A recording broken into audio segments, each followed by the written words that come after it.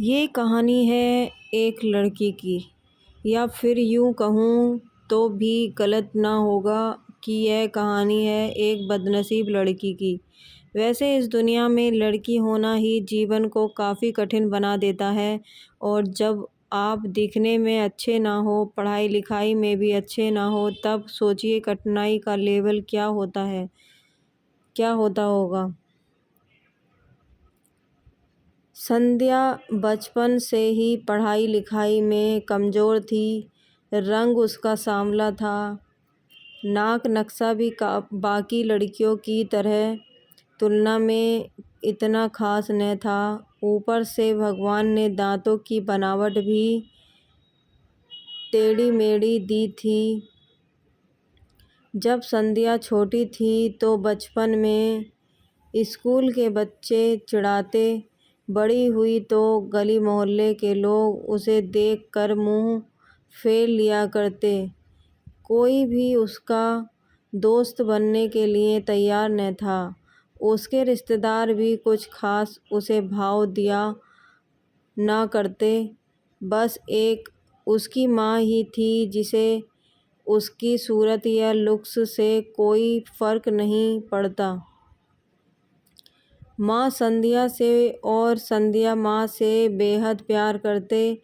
इस दुनिया भर की आलोचनाओं को सहने की शक्ति थी माँ संध्या के लिए। जब कोई उसे डफर देता या जब कोई उसे बदसूरत बोल देता, तब संध्या को शादी के लिए देखने आए लोग उसे बिना पसंद किए लौट जाते।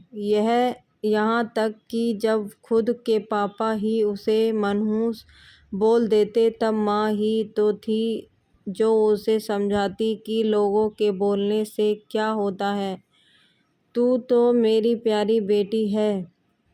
भगवान के लिए इतने सारे अन्यायों के बावजूद संध्या जीना सीख गई थी। वह खुश रहना सीख गई थी। जो भी गिने चुने लोग उससे बात करते, उन्हें चुटकुले सुनाकर हंसाया करती और खुद भी ठहाके लगाकर हंसा करती। इसके अलावा एक और बहुत बड़ी खूबी थी संध्या की, उसे खाना बनाने में बहुत मज़ा आता था।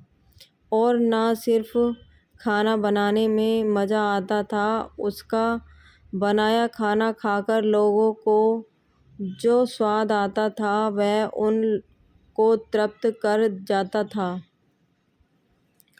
और यह उसमें अपने आप तो नहीं आया था। दुनिया के ठुकराए जाने के बाद उसने अपना सारा समय खाने की रेसिपीज़ की किताबें, रेडियो शो और टीवी चैनल्स को समर्पित कर दिए थे।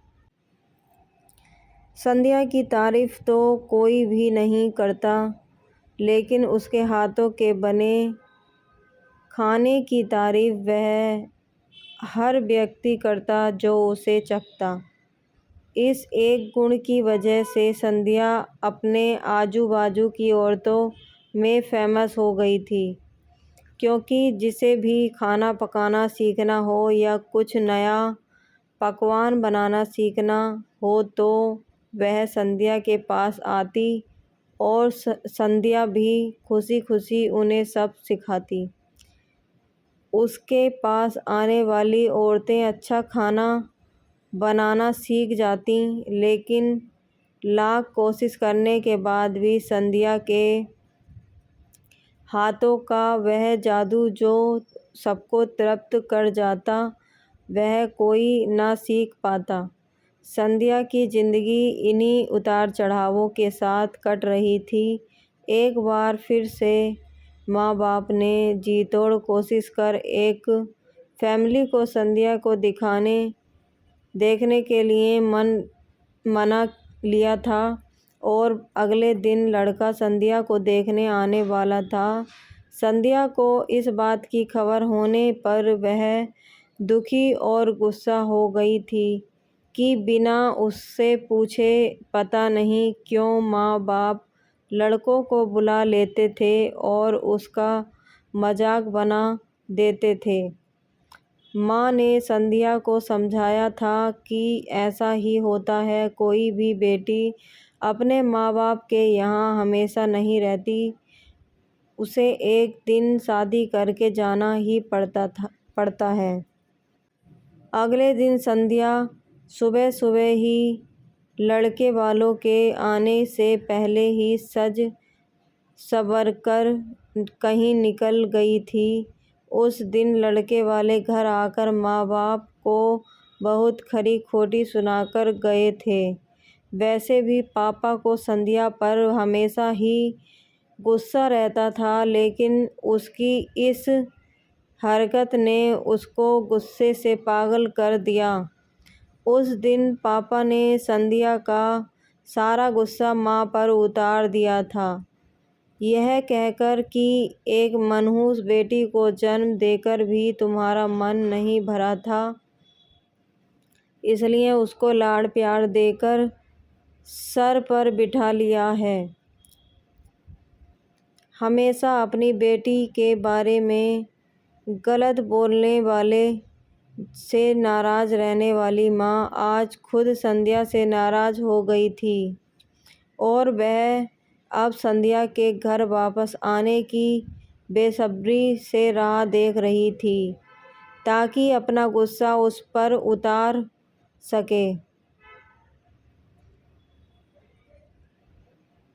सूरज ढलने से पहले संध्या घर लौट आई थी। उसके चेहरे पर एक अजीब सी खुशी थी।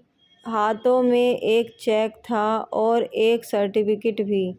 संध्या माँ से कुछ कहना चाहती थी, लेकिन इससे पहले कि संध्या अपने मुंह से एक भी शब्द कह पाती, माँ ने उसे खरी खोटी सुनाना शुरू कर दिया। गुस्से में माँ बोलते बोलते इतना कुछ बोल गई कि संध्या ने कभी अपने सपने में भी नहीं सोचा था। माँ ने कहा, बाकी सभी लोग सही थे, तुम सच में मनहूस हो। तुम्हारी वजह से हर कोई परेशान है। अच्छा होता तो जो तुम पैदा होते ही मर जाती, यह दिन ना देखना पड़ता हमें। गुस्से में बड़बड़ाती हुई सब्जियां काट रही माँ ने एक बार भी संध्या की तरफ नहीं देखा था। संध्या माँ की बातें किसी पत्थर की मूरत की तरह सुन रही थी। पत्थर की ऐसी मूरत जिसके शरीर में तो जान ना हो, लेकिन आंखों से आंसुओं की धारा बह रही हो। संध्या ने माँ से पूछा, माँ, क्या सच में तुम भी चाहती हो कि मैं मर जाऊं? क्या इतनी बुरी हूँ मैं? माँ अभी भी गुस्सा सर पर सवार होने की वजह से माँ ने कह दिया, हाँ। बिना एक पल भी सोचे संध्या ने सीधे अपने कमरे में जाकर कमरा अंदर से बंद कर लिया था। 1-2 मिनट बाद गुस्सा थोड़ा शांत होने पर माँ को अपनी गलती का एहसास हुआ तो संध्या के रूम में की तरफ गई। उन्हें पता चला कि संध्या ने रूम को अंदर से बंद कर दिया है, गुस्से में कुछ कर ना ले, इसलिए माँ ने तुरंत पापा को इस बात की खबर दी। दोनों ने काफ़ी दरवाजे खोलने की कोशिश की, लेकिन जब नाकामयाब रहे तो दरवाज़ा तोड़ दिया। अपने स्कार्फ से फांसी का फंदा तैयार कर संध्या पंखे से लटक रही थी। ज़्यादा वक्त नहीं हुआ था, वह सिर्फ बेहोश हुई थी। माँ पापा ने तुरंत उसे पंखे से अलग किया और बेड पर लेटाया। पापा ने तुरंत डॉक्टर को फ़ोन किया। तब माँ का ध्यान बेहोशी पड़ी संध्या के हाथों में पकड़ी एक चिट्ठी और पास ही में पड़े 5 लाख के चेक और 5 स्टार होटल में शेफ की नौकरी के लिए कन्फर्मेशन लेटर पर पड़ी, जो संध्या अपने साथ लाई थी। माँ और पापा ने वह चिट्ठी खोलकर पढ़ी जो उसने अभी अभी लिखी थी। चिट्ठी कुछ इस प्रकार थी।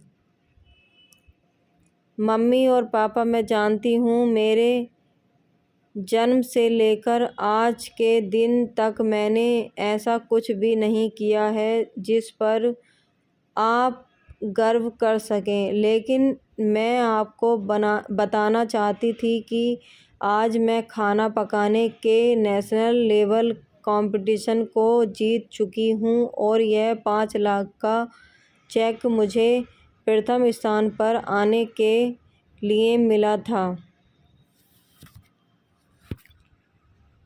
जजेस को मेरा खाना इतना पसंद आया था कि उन्होंने मुझे एक बहुत बड़े होटल में बतौर मास्टर शेफ की नौकरी के लिए कंफर्मेशन लेटर ही दे दिया था।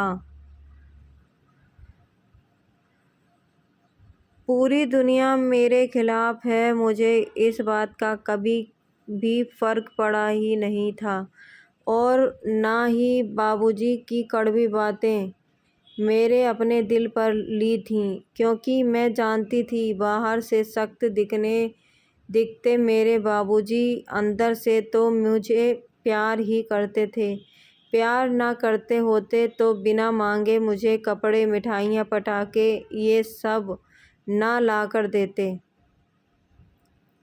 माँ के प्यार को कोई क्या बयां कर सकता है। मेरी माँ के लिए मेरी सारी दुनिया थी। जब माँ मेरे साथ होती तो मुझे किसी बात की परवाह ना होती थी। मेरी माँ मेरी थी, इसलिए मुझे किसी और की ज़रूरत ना थी। मेरी माँ मेरे साथ नहीं है तो मेरी दुनिया मेरे साथ नहीं है, इसलिए मैं आज दुनिया को ही अलविदा कह कर जा रही हूँ।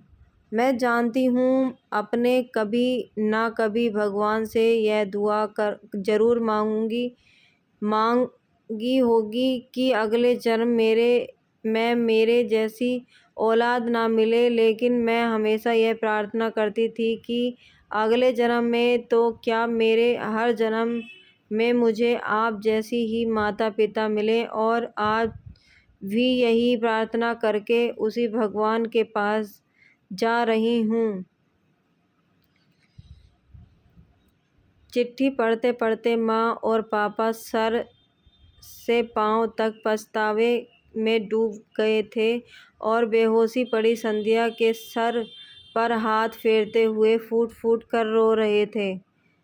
दोस्तों, पूरी कहानी पढ़ने के लिए धन्यवाद। मैं जानता हूँ कि यह कहानी आपके दिल को छू गई है। मैं उम्मीद कर सकता हूँ कि आप जाने अनजाने में किसी भी व्यक्ति का उसके बाहरी